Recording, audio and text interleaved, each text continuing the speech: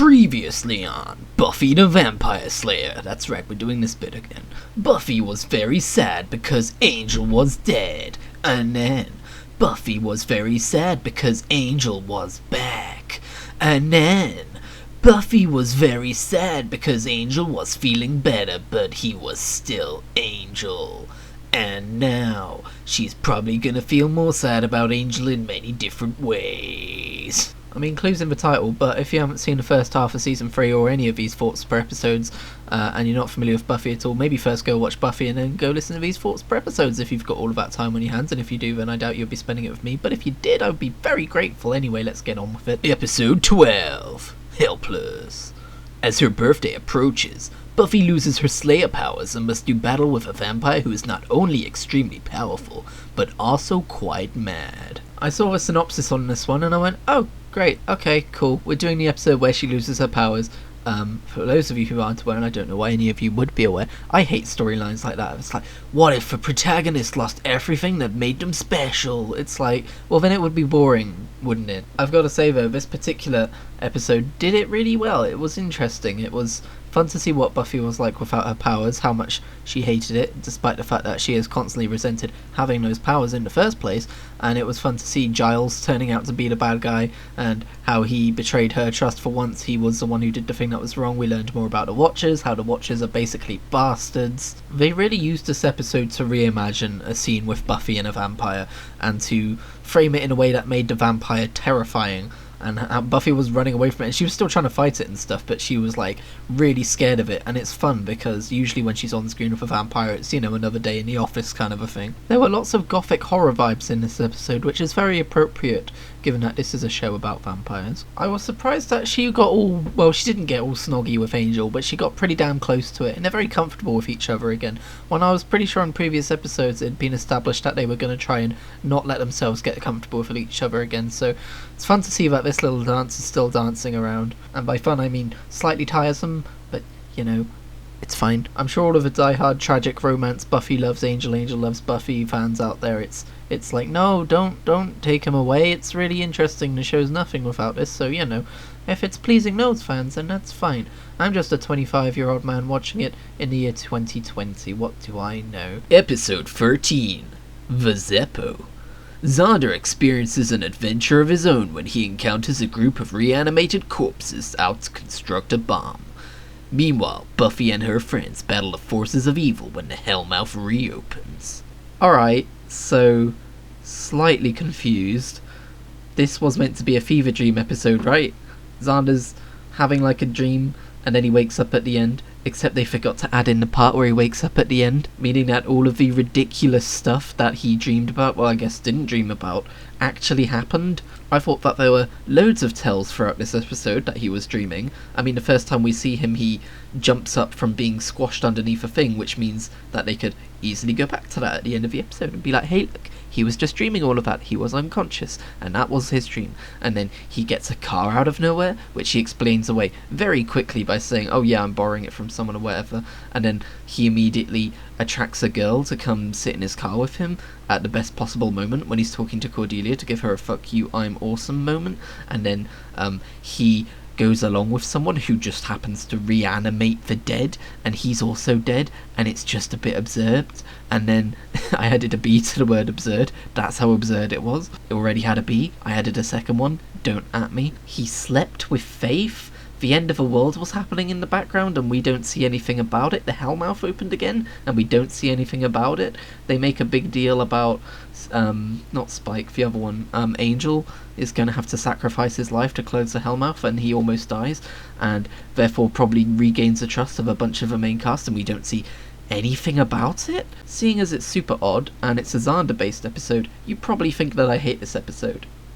I love this episode. It's the show making fun of itself, and it does it perfectly. And I love when shows make fun of themselves and don't pull any punches, and this show definitely makes fun of itself and does not pull any punches. I mean, look at the scene where Xander gets the wrong coffee, or I forget what it was, but he gets something wrong and he's like, oh, it's not like it's, and then it cuts to Giles going, the end of the world. And it's like super serious. Oh, fucking hell. If it wasn't 2 in the morning when I watched that episode, I would have been roaring with laughter. Not that my sleep schedule is permanently balked. I imagine none of this stuff is ever addressed again. I imagine this episode was written with it being a Xander dream in mind, but they just decided not to go with it being a Xander dream because it would be funnier if it actually happened to Xander. And I like how the premise of this episode as well was Xander realising that he's slightly meta episode because he kind of realizes that he's the butt of the joke. He's the comedic, comedy relief. He's the comedy relief character, even though I don't tend to like his comedy very much. So he's having a bit of an existential crisis going, wait a minute, Buffy's a vampire slayer, Angel's a vampire, Willow's a witch, Giles is a, now fired watcher. What am I? I'm just that dude. Oh yeah, and Oz is a werewolf. I always forget Oz. I'm sorry, Oz. Yeah, this was a wild episode for sure. I don't know if it maybe premiered on April 1st or something. I might have to look up some... Hang on, I'm gonna go look it up. Oh, that's right, the bomb. I forgot about the bomb at the end of the episode, which Xander...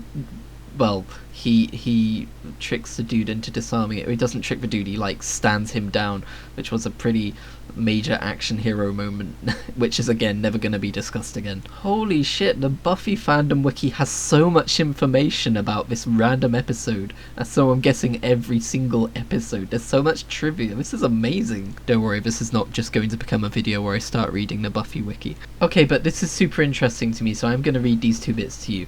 And I'm purposefully not going to look at the Buffy wiki for any of the other episodes, at least when I'm discussing them here, because I'm just going to end up reading it for the rest of the video. But here's these 2 things I want to point out. Apparently, this episode was the basis for Joss Whedon's writing style in Agents of S.H.I.E.L.D., which I just learned that he wrote. I've seen 4 seasons of it. He described this as basically a TV series of the Zeppo, which was a very deliberate deconstruction of a Buffy episode in order to star the person who mattered the least. The people who are ignored are the people who I've been writing as my heroes from day one. That's super interesting, and you get to understand why this episode exists. And then, also, very pertinently to me because I love this series, Doctor Who executive producer Russell T Davies was inspired by the Zeppo when writing 2006 episode Love and Monsters, which started an annual tradition for an episode with little involvement of the lead cast. This shit is absolutely fascinating to me. I could read this wiki for hours. But if I did that, I would not be producing original content, so I'm going to close it and pretend that it doesn't exist. Episode 14. Bad Girls. Faith inadvertently kills a mortal during a battle with a demon's minions. Bad girls, bad girls. What you gonna do? What you gonna do when they come for you? Well, I'm glad I've stopped reading synopsises before episodes, because that wasn't even a synopsis, that's just a thing that happened in the episode. That doesn't say anything about, the plot of the episode or anything like that. It's just a spoiler. That's all that synopsis is, it's just a spoiler. Going by the look of Balthazar, I'm guessing that when Russell T Davies got the inspiration for Love and Monsters, he was on a bit of a Buffy binge, not just from the previous episode, but from this one too, because boy was that a wide, gross, yucky, slimy boy. This episode mainly deals with Faith being like, hey Buffy, isn't adrenaline awesome? And Buffy's like, you know what? I never noticed that before, but it turns out it totally is. And then Faith kills a man, and Buffy's like, I take it back. Adrenaline's actually not that great. Also, the new Watcher arrives and says, hello, Buffy, I'm your new Watcher. And this time, he's not turned out to be evil so far. Well, I mean, only evil as so far as being a massive coward because he gets captured by vampires and is threatened by a demon, and he's like, I like my kneecaps. I like how normally in that situation Giles would be like, oh god, oh dear. He would be at least a little bit worried, but because he's because he's being portrayed as the Watcher that the other guy is failing to be, he's just like, nah man, it's all cool. They're gonna torture and kill us anyway. What does it even matter? Hair flick. The mayor is evil. Imagine if I only just realised. I didn't love him at the start of the season, but I am starting to enjoy his just complete lack of any kind of empathy at all, or reaction to evil shit happening. And when he when he does that massive incantation and the entire room rumbles and all of that, and then he's just to be like, that's weird, it's not like Greg to be late. I'm very interested to see what happens after this, because this seems like an episode which was very much building up the rest of the series. Like, we needed to do some things. We needed to introduce the new Watcher. We needed to get Faith onto the wherever they're trying to take her with her character after she straight up killed a dude and apparently doesn't care about it. I thought that scene was going to play out differently and she was going to be like, oh god, what have I done? And she was going to be secretly really guilty about it, but instead she was like, dude, well, I don't get what your problem is. Just killed a dude, it's fine. And then also the mayor's going to be doing things, I guess, because now he's invincible or immortal or whatever the fuck, which it feels like that kind of thing is far too easy to achieve in the Buffyverse. Like, you can just raise the dead or just make yourself invincible for 100 days. Those are just things that you can do. Things that you can apparently not do so easily in the Buffyverse, though, is something simple as finding a decent fellow who isn't taken, gay, or secretly a vampire. That has nothing to do with this episode. I just thought I would try to rip a funny one. Did I do it? Leave me a comment, like and subscribe. Oh god. Episode 15. Consequences. A homicide detective closes in on Buffy and Faith as he investigates the deputy mayor's death. We're getting to the stretch of episodes before the finale where it's all just one leading on to the other, and they're all super interesting because it's dealing with core show issues instead of Monster of the Week stuff. It's not something that the show has actually done before, but it seems like that's what they're doing now. I don't know, maybe this is just a two-parter, I don't know. It was really fun to see the consequences, as the episode is called, of what Faith did and what Buffy did and how Buffy's guilty, and then Faith is all like, oh no, oh, killing people is so much fun, and she almost becomes the bad guy, duh. And then it's like, oh, and then like Angel's like, oh, I'm gonna tie her up and talk to her, and then he nearly gets through to her, and oh, I mean, okay, I'm not just gonna recap the episode, but you know what I mean. It was a good episode. It was really well explored. It was a fun exploration of the nature of guilt and redemption and humanity and evil. Also, they brought up the fact that Xander and Faith boinked, and then also that how that would affect Willow, and poor Willow. Poor Willow. But at the same time, poor Xander. Yeah, I'll say that. Poor Xander, because of how Faith treated him. That was pretty scary. And respect to Xander too for going and facing her and then trying to, you know, be a decent guy and make her be decent too. And then, yeah, it was interesting to explore all of that stuff. Now, it might just be me, but I'm starting to think the Watchers might all just be kind of assholes who aren't actually all that good.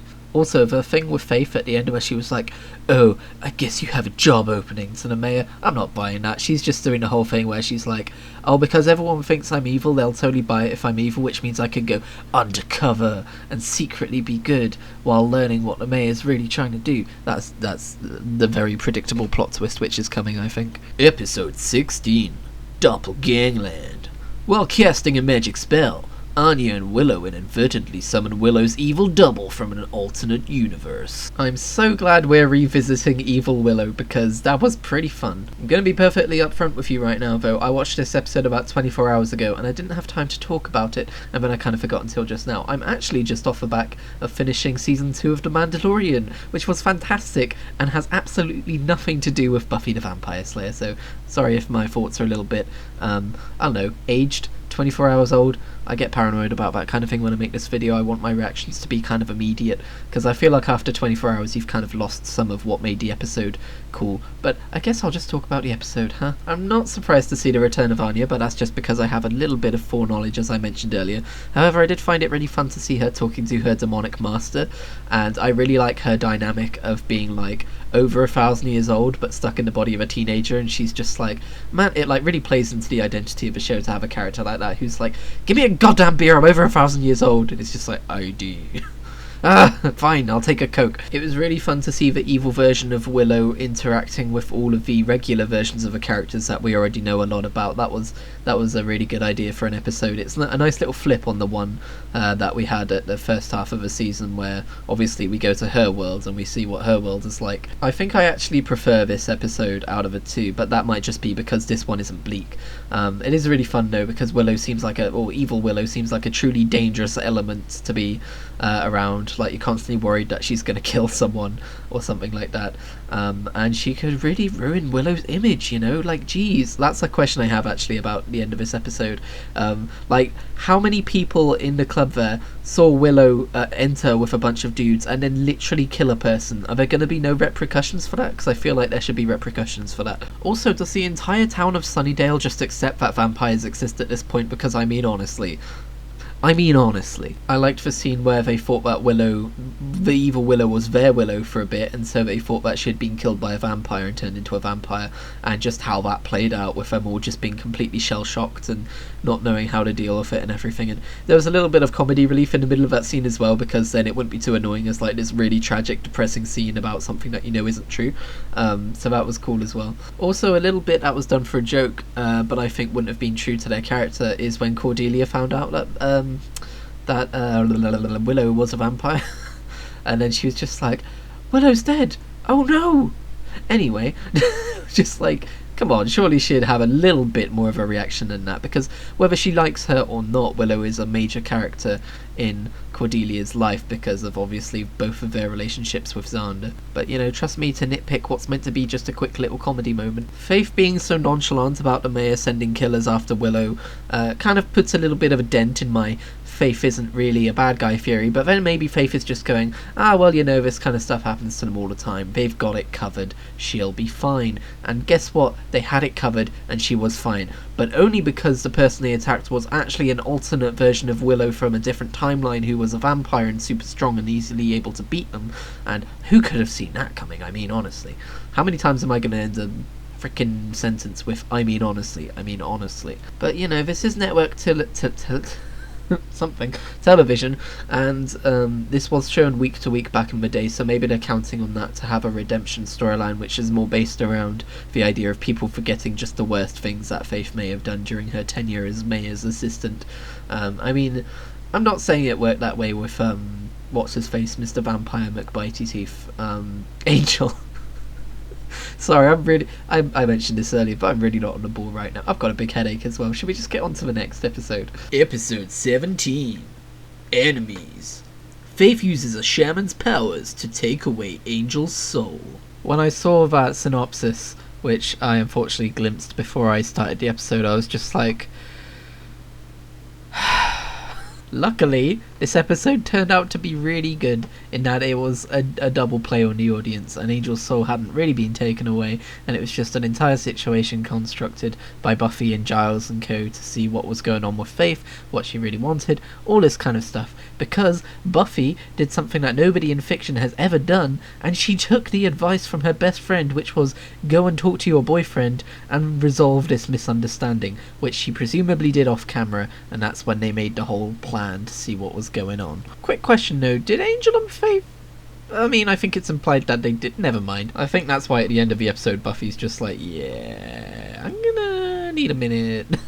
That and seeing Angel as Angelus again, even if it was an act. My favourite thing about this episode is knowing now that when Angel punched Xander in the face and said something about that guy just bugs me, he was just regular Angel. That's just something that he wanted to do. Can't fault him for that. God, the episode switcheroo was just done so perfectly though, when Faith was saying, what can I say? I'm the best actor here, or whatever. And then Angel was just like, second best. It was a real... oh, kind of a moment. It paid off brilliantly. I had no clue. Although I must admit I was a little bit surprised that they were supposedly going for a repeating storyline that last season already covered. I mean, I thought maybe it would just be for an episode or two anyway, but I was more thinking in terms of how that affects the character's trust in Angel after that. Like, oh, is he just gonna keep doing this every year? Also, I'm revising my speculation on Faith pretending to be a bad guy. That's quite obviously out the window now. Now it's gonna be that she redeems herself at the end of a series, but in a way that shows her dying in a self-sacrificial kind of way. She's like, oh, actually, you know what? Maybe this isn't all good after all, B. And then she's like... she like stabs the mayor and sends him into hell and falls into hell with him or something, and then it's like, oh my god, Faith really had good left in her after all. Maybe she was actually the best of us. Episode 18. Earshot.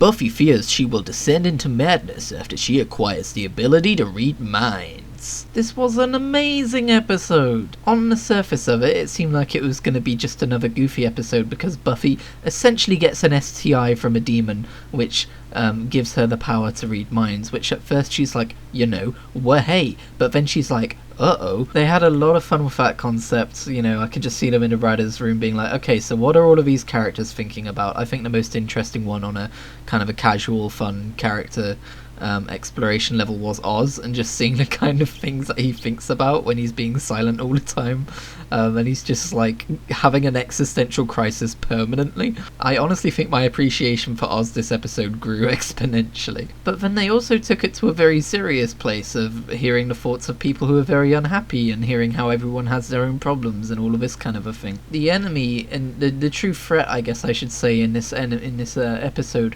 wasn't a demon. It was humans. Firstly, they utilised a background character who we've seen ever since the start of the show and gave him a huge amount of depth and suicidal tendencies, which was a very dark subject for an episode like this, but I think it was handled kind of well.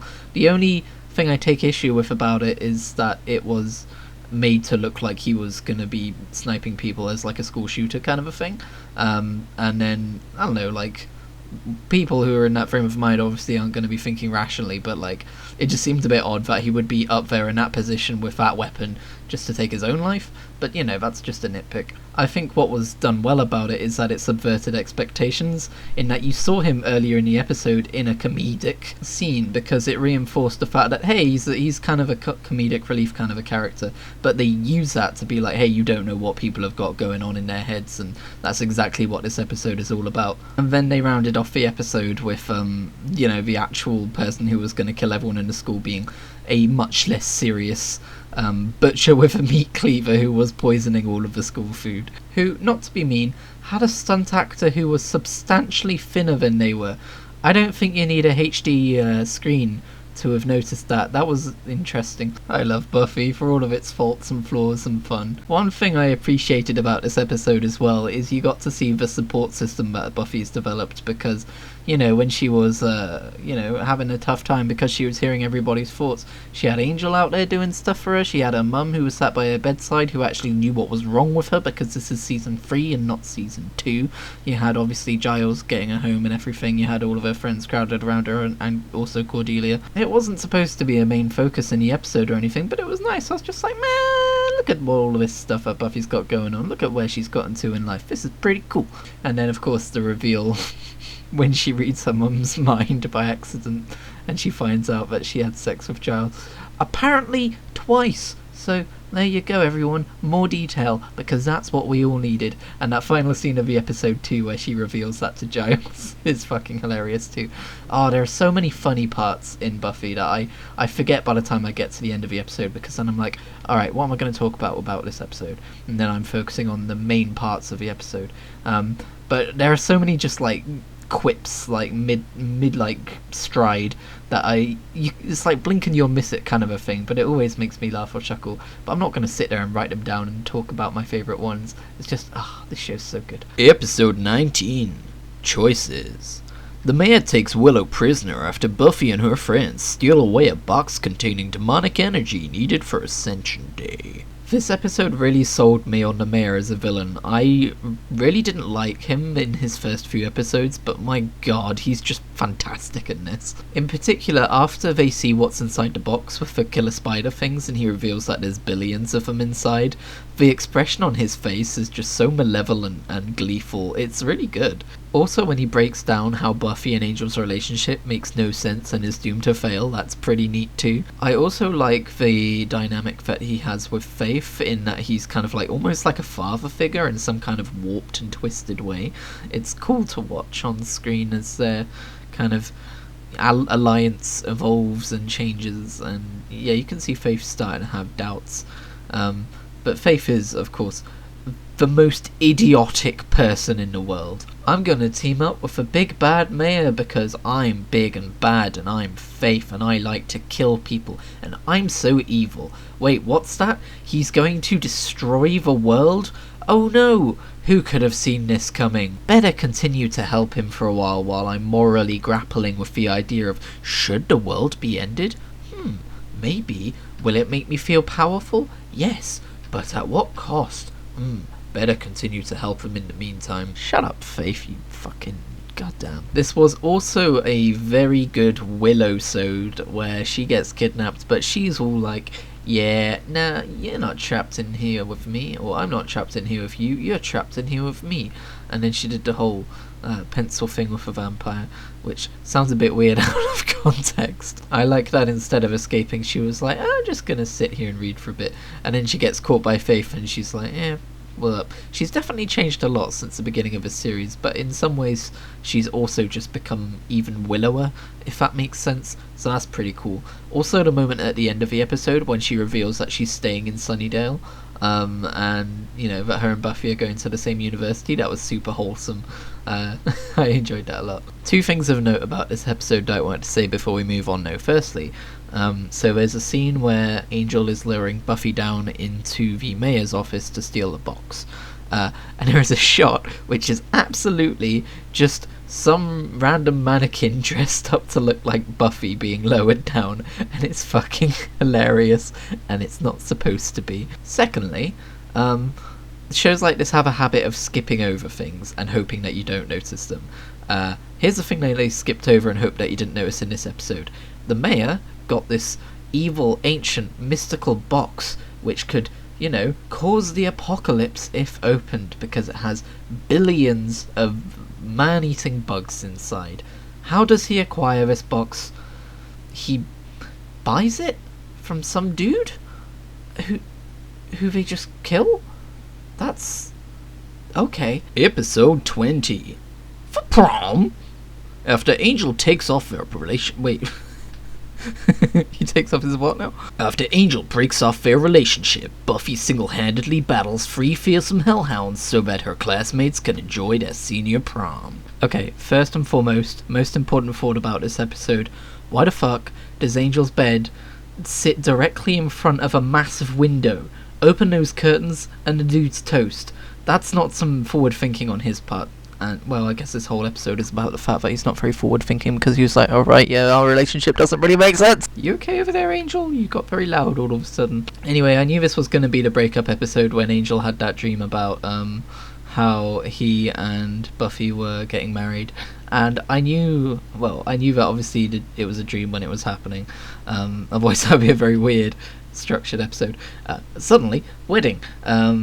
No, but I knew it was a dream, but I didn't expect Buffy to be the ones burning sunlight, and I think that was, out of all the dream scenes I've ever seen, that was probably the best dream scene, because it just felt like the kind of dream you would actually have, where you wake up and it's the kind of dream that would stay in the back of your mind all day afterwards, you know? Like, that's what dreams are. They're like reflections of your subconscious and how you really feel and what your worries are and stuff like that. It's nice that they broke up in a mature way, if you know what I mean. Like, they were like, hey, it's not healthy, it's not going to lead anywhere, it's not fair, all this kind of a thing, and it's certainly less of a heartbreaking and tragic end than it was as to what, like, in regards to what happened at the end of season 2, where he went evil and then he got stabbed and then he got sent to hell, and then Buffy had to spend the first half of this season, or I guess the first 4 episodes, dealing with that.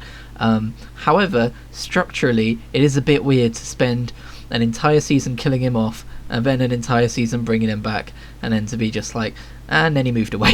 I know he has his own spin-off show, but I think the first season of that is billed as having taken place in 2003, and this prom was celebrating the class of 99, so I don't know if it took them a few years to start his spin-off show, or if some of the dates are wrong on Amazon, which is always possible. I would like to give his spin-off show a try, but it's not on Prime Video, so I can't. I know it has Cordelia in it too, so I'm interested to see where she goes. But yeah, it just kind of felt like, and he's back, and we've got to write him off again. Poor Buffy. But also, not so poor Buffy as the end of last season, because that was really poor Buffy. That was, oh my god, how is Buffy going to withstand this kind of a Buffy? This time when Buffy was like, I feel like I can't breathe, I'm dying, this is killing me, I was like, alright. It was very realistically played though. Alison Hannigan, who plays Willow, kind of looked legitimately concerned. The scene at the prom at the end where they, all the students banded together to make a new prize for Buffy to be like, hey, by the way, thank you for saving our lives, was touching, and it was really sweet, and it was also a bit weird, because they were like, we've got the lowest mortality rate of all the classes in this school, and it's like, have you though? Have you seen the last 3 seasons of this show? I guess the idea is that if Buffy wasn't here, it would have been even higher, but like, damn, if the school is legitimately known for having such a high mortality rate and it's not just a joke that they're making, like, who would go there? I like how we've also definitely got to the point in the show where everyone in Sunnydale is just like, yeah, monsters are real. Episode 21, Graduation Day, Part 1. In an effort to distract Buffy from Ascension, the mayor instructs Faith to poison Angel. Full disclosure, it's been about a month since I watched the last episode. Listen, life got in the way. I will give you the actual reason. Game Grumps have been playing Danganronpa, and the time that I would normally allot to watching Buffy has instead been taken up with me watching them play Danganronpa, because that's a really interesting game. I'm sorry! Anyway, this episode opens with Xander being like, yeah, I've survived too many of these, I think my number's up, I think I'm gonna die, which was an interesting stance for him to take, given that he doesn't, die, so it's not foreshadowing in any way. I won't linger too long on this episode, because it is a part 1 of a 2-part episode, but I did like that the plot to, I think the idea behind getting Faith to poison Angel, was to get Buffy to have to kill Faith. I think the mayor probably planned all of that, and he's trying to bring Buffy over to the dark side. What's super interesting is the fact that Buffy actually fucking did it. She killed Faith. Faith dead. Knife through the chest. There's no more dead than that. She's probably alive, isn't she? Dead or alive, though, I've got to say, my predictions that Faith was going to have this big redeeming moment, didn't turn out to be that true. Even though she had some kind of waverings, you could kind of see that she could maybe be brought back over to the quote-unquote good side. But yeah, no, that didn't happen. Unless it turns out that she's going to survive the knife through the chest, and then she's going to say, oh yeah, sorry B, that was my bad, and then everyone's going to be friends again. If that's what happens in the next episode, that's dumb. Episode 22, Graduation Day, Part 2. On Ascension Day, Buffy and her friends prepare for the ultimate battle as they face off against the mayor and a horde of vampires. Well, would you look at that, a season finale that doesn't include some kind of tragedy or somebody dying. Well, I mean, the bitchy sorority girl got munched and they killed off the gay jock, but other than that, everyone made it through pretty unscathed. Oh, and the headmaster died too, but whatever. It's basically tradition for that school. For all of the episodes that led up to this ascension, I'm pretty sure it happened throughout the entire season, I gotta say, the actual event itself was kind of a dud. It didn't feel very epic. I mean, we've been hearing about this thing for 22 episodes now, and really all that happened was the mayor turned into a really, really bad CGI demon snake thing, and then all of the students came together and killed him. But I think the drama in this episode was more about the whole Buffy putting Faith in a coma, Buffy making Angel drink her blood, the whole relationship between Buffy and Angel finally coming to an end. Interestingly, they never actually wrapped up the Faith storyline, so I'm wondering if we'll see her again. But yeah, as far as big final boss fights go at the end of the season, everything kind of just went according to plan. I do like that the mayor's final words were, oh gosh, but I mean, they killed him by blowing him up. It's not very, I don't know, unique or interesting. Cordelia and the Watcher dude, whose name I've already forgotten, their relationship kind of wrapped up here where they finally kissed, but then it was kind of played for laughs, but I didn't really get it. I guess they weren't physically compatible, but they learned that through a very awkward kiss. Okay, sure, that's the end of that. The Willow and Xander thing seems to have been largely forgotten, but I'm sure that'll come up again in the future. Buffy parted ways with Angel in about the healthiest possible way, minus the whole almost dying from blood loss thing. And that about does it. That's the season, so thank you very much for listening. Sorry this one took so long. As I said, I got distracted by other things, but I'm going to keep watching, so even if it takes another month or two, Buffy Season 4 Part 1 will come out. Thanks for your patience. I'll see you in the next one.